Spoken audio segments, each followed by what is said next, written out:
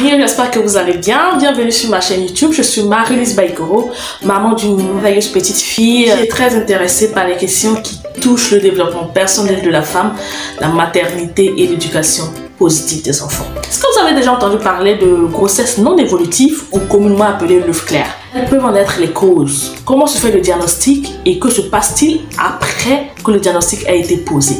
Voici ainsi résumé ce dont nous allons parler dans cette vidéo. Donc si le sujet vous intéresse, je vous conseille de regarder la vidéo jusqu'à la fin. N'oubliez surtout pas de vous abonner pour me donner plus de visibilité. Voilà. Et d'activer la cloche de notification pour ne rien rater de mes prochaines vidéos. Surtout, aimez la vidéo. À tout à l'heure.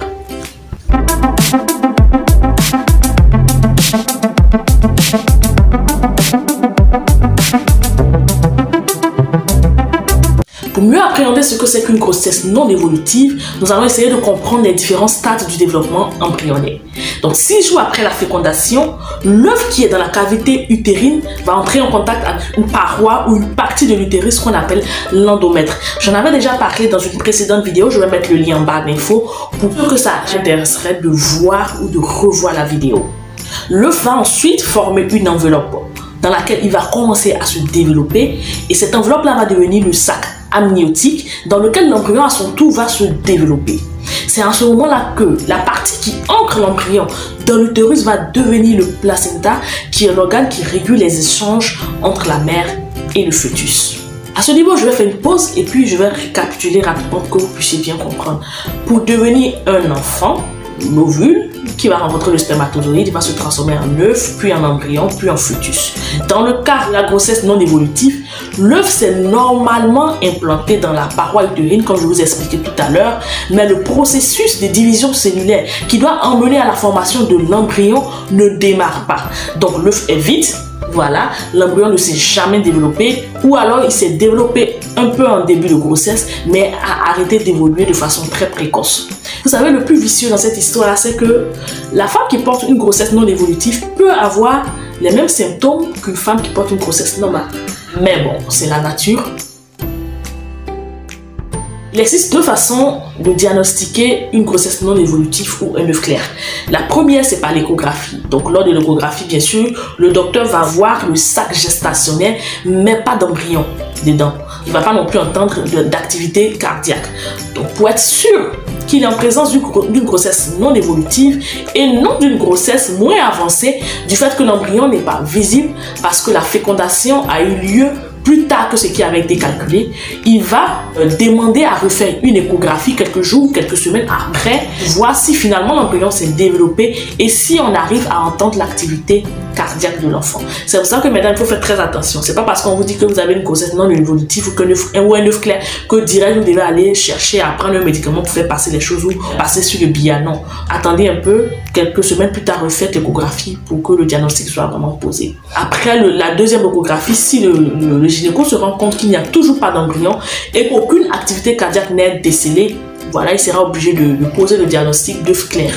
L'autre façon de diagnostiquer l'œuf clair par un médecin, bien sûr, c'est de faire pratiquer des dosages d'hormones HCG. Je sais que vous en avez déjà entendu parler. Voilà, si la grossesse est évolutive lors d'une grossesse normale, le taux des bêta-HCG plasmatiques double toutes les 48 heures.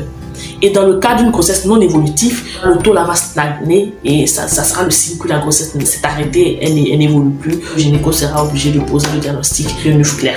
Maintenant, que se passe-t-il après la découverte de l'œuf clair?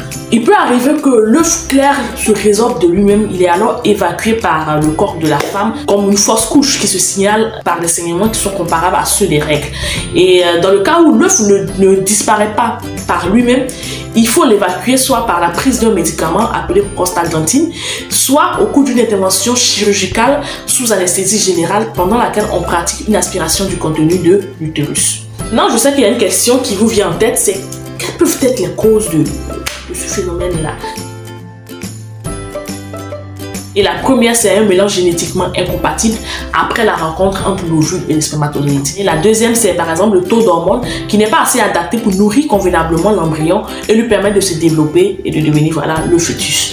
Soit parce que le placenta n'est pas en forme, n'est pas bien placé, donc la nourriture n'arrive pas à être acheminée de la mère vers l'enfant.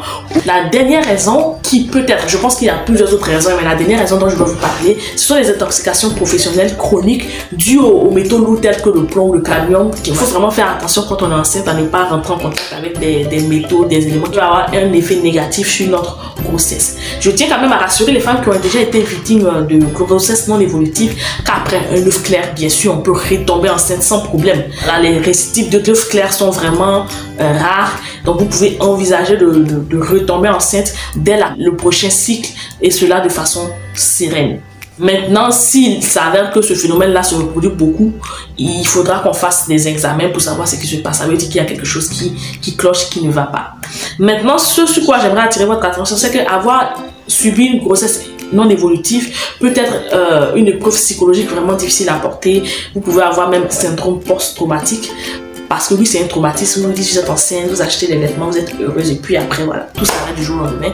Donc, si vous avez des craintes pour une prochaine grossesse, si vous sentez que vous avez peur, vous êtes angoissé, alors que vous avez vraiment envie d'avoir des enfants, n'hésitez surtout pas à prendre la tâche avec votre gynécologue ou avec un psychologue pour pouvoir voilà, en parler. C'est très important. J'espère que ces informations-là vous ont mieux éclairé sur la question et je vous donne de vous pour une prochaine vidéo sur ce que Dieu vous garde.